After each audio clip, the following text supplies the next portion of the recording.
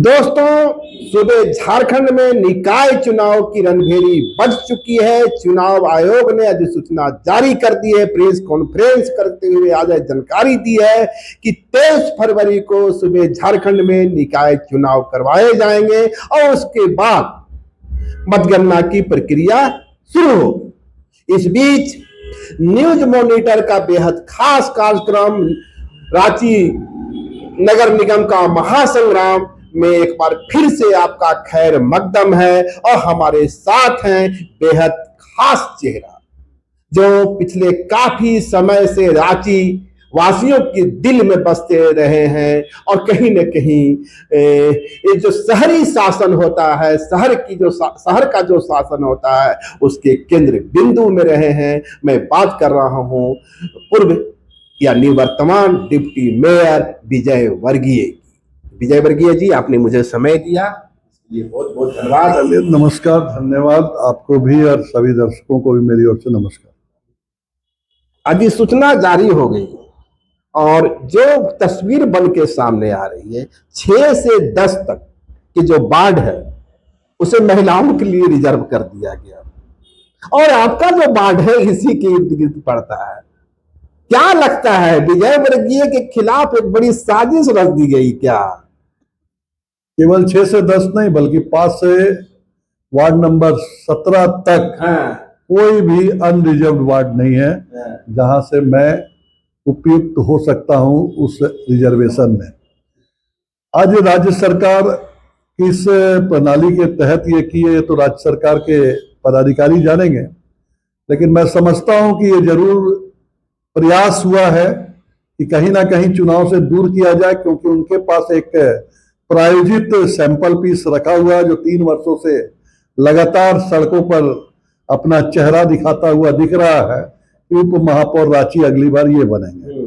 और लगता है इसीलिए 18 नंबर को छोड़ के बाकी सबको रिजर्व कर दिए कि कोई ना रहेगा तो कोई ना टकराएगा और वो आराम से बन जाएंगे। लेकिन मैं आज भी कहता हूं दावे के साथ कि वार्ड नंबर 18 में चुनाव जीतना उनके लिए बहुत ही मुश्किल है और वार्ड जब जीतेंगे ही नहीं तो डिप्टी मेयर कैसे बनेंगे ये तो रांची की जनता देखेगी। और मेरे और इशारा कर रहे हैं आपको अब नाम बताना जरूरी नहीं है, जो 18 में लड़ेंगे वो खुद सामने आ जाएंगे, आप देखिएगा। मैंने विजय वर्गीय की जो दीवार है जो या खाई है उसे पार करना पड़ेगा। देखिए, बहुत परिस्थितियां बनी हैं और इन परिस्थितियों में मुझे तो विरक्त किया गया है, लेकिन लोग और है। रांची में समाज सेवियों की कमी नहीं है और जनता के प्रतिनिधि, जनता के पसंद की कमी नहीं है।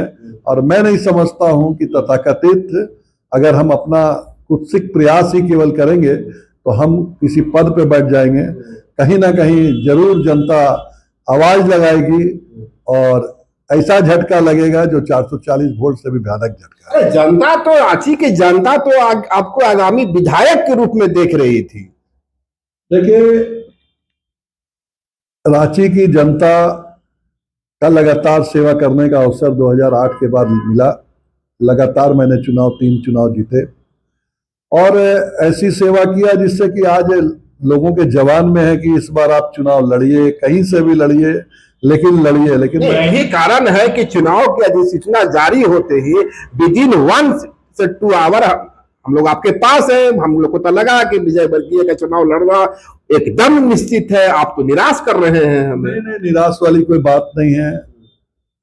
समय बलवान है, नियति जो तय करती है वही होता है। चाहे विधि रखे राम, वही विधि रही है, वही विधि रहना है। राम अपने आप जगह दिखाएंगे। हाँ, जनता की सेवा पहले भी करता रहा, आज भी करूंगा।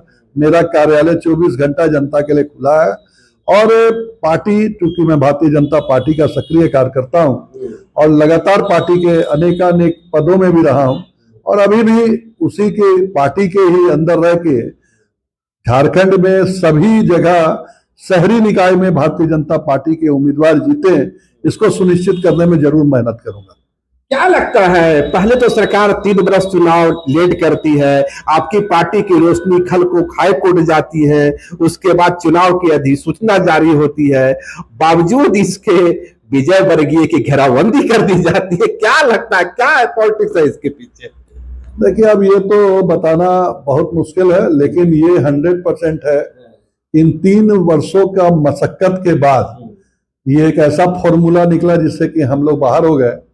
और जो प्रयास भाजपा की जीत हो गई ना, भाजपा चुनाव करवाना चाहती थी किसी के 100% भारतीय जनता पार्टी लगातार संघर्ष कर रही थी। हमारे पार्षद के ग्रुप्स जो है रोशनी खालको के नेतृत्व में हाईकोर्ट में जाने का काम किया। हाईकोर्ट में जब आदेश दिया और सरकार नहीं मानी तो हाईकोर्ट में ही दोबारा उनको जाना पड़ा। और उसी का प्रयास है कि राज्य सरकार मजबूर हुई। हम भारतीय जनता पार्टी के बैनर तले पूरे झारखंड में आंदोलन करने का भी काम किया और आंदोलन के बाद ये तिथि निश्चित हुई है। लेकिन खैर, देर आए दुरुस्त आए। शहरी सरकार उतावली है, शहरी जनता उतावली है कि सरकार भारतीय जनता पार्टी की बने।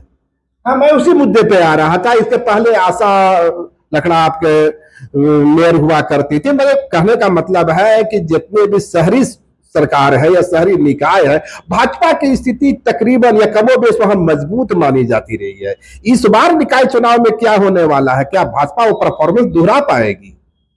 देखिए, भारतीय जनता पार्टी लगातार जो काम करती है वो जनता के हित में होता है। और मुझे पूर्ण विश्वास है कि जो 49 नगर निकाय हैं, 9 नगर निगम सहित नगर परिषद और नगर पंचायत, ऐसे सभी स्थानों पर पहले भी हमारा 90% कब्जा था और इस बार भी हम उससे अच्छा ही परफॉर्मेंस करने जा रहे हैं। उम्मीदवार से बेहतर तो भी 100 होता है, तो क्या 100% स्ट्राइक रेट होगा? 100% बोलना अच्छा नहीं है, लेकिन पहले की अपेक्षा हम अच्छा प्रदर्शन करेंगे, क्योंकि इस राज्य सरकार के कारनामे जो है वो लगातार लोगों को दिख रहे हैं। जन सेवा, जनता सेवा के लिए अपने आप को लाने का काम करने वाली सरकार ने जनता का सेवा नहीं किया, बल्कि जनता को गुमराह करने का काम किया। आप अगर रांची नगर निगम को देखेंगे तो 3 वर्षों से जो भी काम आपको सड़क पर दिखता होगा वो कहीं ना कहीं पिक एंड चूज वाला रहा होगा। और साथ ही साथ आप देख रहे हैं आज के दिन जो जनता पिस रही है, आप फुटपाथ में रहने वाले और बाकी लोग तरह तरह की प्रताड़ना सह रहे हैं। लोग केवल इसलिए कि नगर की सरकार नहीं है और राज्य सरकार के हाथों में चाबुक है और वो चाबुक से लगातार जनता का शोषण किया जा रहा है। भाई, नगर की सरकार नहीं है तो अबुआ सरकार तो है ना। अबुआ सरकार जो कर रही है तो सामने दिख रहा है। अबुआ सरकार ने प्रताड़ना देने का काम किया, जनता को चैन से सोने नहीं देने का काम किया। आज जनता परेशान है। आप पूरे रांची शहर में देखिए जिस तरह का हड़कंप मचा हुआ है। लोग चाहे वो ट्रैफिक का मामला हो, चाहे अतिक्रमण का मामला हो, आप व्यवस्थित करने के लिए शहर के लिए जो करना कीजिए, लेकिन प्रताड़ित मत कीजिए। लेकिन जिस तरह से अफसरों को लगाया गया, मुझे लगता है कि जनता को प्रताड़ित करने का काम यह अबुआ सरकार कर रही है। यार, हेमंत सोरेन भी कमर कस चुके हैं शहर की सरकार को बदलने की। विदेश के दौरे पर एक बड़ा इन्वेस्टमेंट आने वाला है, तो शहर का तस्वीर तो बदलेगा ही। देखिए, इस तरह की जो टूर जर्नी प्रोग्राम होते हैं, मुझे लगता है कि इसका रिजल्ट कितना आएगा वो तो हम समय देखेंगे, बताएंगे। अभी हमारे पार्टी के नेताओं ने उनसे मांगा भी है कि आप क्या क्या करके आए जरा बताएं, जिससे कि हम भी देख सकें कि आपने कितना कमिटमेंट किया, कितने वादे वहां करके आए और उनको कितना पूरा करने का काम करेंगे। लेकिन मैं जितना समझता हूं, शहर की जनता जानती है कि राज्य सरकार से होना जाना कुछ है नहीं। हाँ, हम बाहरी भीतरी ऐसे मुद्दों को लाके इस राज्य में सरकार बनाने का काम किया, लेकिन आज जो माहौल बना है, जिस तरह से सभी विकास के कार्य रुक गए हैं, आप देखेंगे किसी भी विभाग में पैसा ही नहीं है पेमेंट करने के लिए, कोई कॉन्ट्रैक्टर काम नहीं करना चाह रहा है, तो आप विकास कैसे कर पाएंगे? विकास नहीं कर पाएंगे तो जनता का विश्वास खोएंगे, और विश्वास जो खोएगा वो इस बार नगर निकाय के चुनाव में दिखेगा। आप राज्य सरकार से काम नहीं कर पा रहे, केंद्र सरकार की जो राशि है वो नगर निकाय के चुनाव नहीं कराने के कारण आपको नहीं दिया जा रहा, क्योंकि आप जो कंप्लीशन सर्टिफिकेट देना होता है पैसा आने का, आप दे ही नहीं पा रहे हैं, सब पैसों को डाइवर्ट कर दे रहे हैं। तो ये एक ऐसा विसंगति अर्थव्यवस्था में है जिसके कारण राज्य बिल्कुल पंगु हो गया, और आने वाले दिनों में इसका परिणाम राज्य सरकार को झेलना पड़ेगा। राज्य सरकार अपने आप ये रिजल्ट बता देगा कि जनता किसके साथ है। बीच बीच में जब खबर यह उड़ती है कि हेमंत सोरेन भाजपा के साथ आ रहे हैं, और आपने जिस आर्थिक तंगी की बात किया, खजाना खाली होने की चर्चा की, दावा किया जाता है कि इसी खजाना के कारण वो भाजपा के साथ, कैसा लगता है, सुकून मिलता है तब आप लोगों को? देखिए, ऐसा है कि इस विषय पे हम लोगों का बोलना बिल्कुल हम न जानते हैं, ना जो चीज जानो नहीं वो बोलो नहीं। अब राज्य सरकार कब आएगी, किसके साथ आएगी, कैसे सरकार बनाएगी कि नहीं बनाएगी, ये सब भविष्य के मुद्दे हैं। और मुझे लगता है कि केंद्र नेतृत्व हमारा जो है वही ये सब चीजों को देखता है। हम तो काम करने वाले वर्कर हैं, पार्टी जो काम देती है सड़क पे उतर के करते हैं। जन सेवा हमारा लक्ष्य है, अंतिम व्यक्ति तक विकास पहुंचाना हमारा लक्ष्य है। किस पार्टी के साथ बनेगा नहीं बनेगा ये सब भविष्य के गोद में है। लास्ट विजय वर्गीय की भावी रणनीति क्या है? क्या घर बैठ जाएंगे? क्या करेंगे आप? मेयर रहेंगे नहीं, पार्टी में भी कोई इतना बड़ा ओहदा आपके पास है नहीं, तो क्या हो, भूमिका क्या होगी पार्टी में और समाज में? देखिए, भारतीय जनता पार्टी का कार्यकर्ता से बड़ा कोई पद नहीं है। मैं भारतीय जनता पार्टी का एक बहुत ही सुशासन वाला, वो तो ठीक है, मैं ये जानना चाह रहा हूँ, मैंने इधर उधर नहीं मैं ये जानना चाह रहा हूँ कि क्या मैं भावी विधायक से बात करने जा रहा हूँ रांची का? देखिए, भारतीय जनता पार्टी जो तय करती है वही होता है। हम लोग काम करने पर विश्वास करते हैं। आपने देखा होगा इन 3 वर्षों में भी, अगर 3 वर्षों तक नगर निकाय की सरकार नहीं थी तो हमारा कार्यालय कभी खाली नहीं था। आज भी मेरे फोन में आप देखेंगे तो कई एक लोगों का मैसेज आता है कि क्या काम उनका पेंडिंग है, क्या काम कैसे कराना है। मैं मदद करता हूं। आने वाले दिनों में भी रांची की जनता ही नहीं बल्कि कहीं की भी जनता, अगर जिसको लगता है कि कोई काम उनका नहीं हो पा रहा तो उसके लिए प्रयासरत रहूंगा। हाँ, इतना जरूर गारंटी है कि पहले भी जितना समय देता था आज भी उतना ही समय दूंगा। पहले भी मेरा कार्यालय आवास कार्यालय चलता था, आज भी उससे बेहतर ढंग से चलेगा।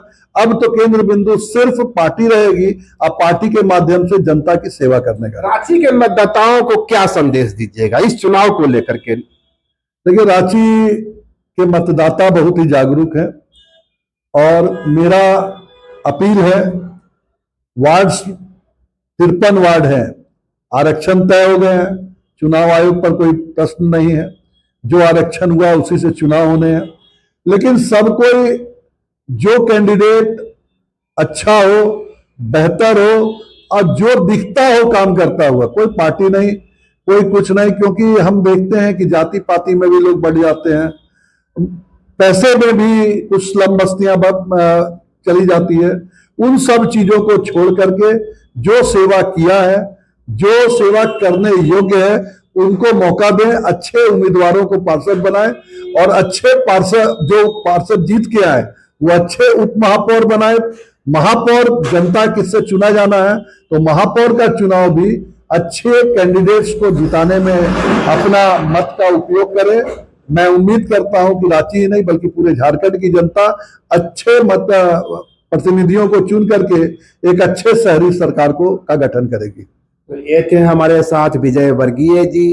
निश्चित रूप से जिस तरह से विधानसभा को रिजर्व किया गया है और एक घेराबंदी की गई है, उसके कारण चुनाव लड़ने में या उस जंगे मैदान में जाने से भी परहेज कर रहे हैं, लेकिन इनके भावों से इतना साफ है। और संदेश है पूर्व प्रधानमंत्री अटल बिहारी वाजपेयी के यदि शब्दों में कहें तो काल के कपाल पे लिखता मिटाता हूँ, गीत नया गाता हूँ, गीत नया गाता हूँ।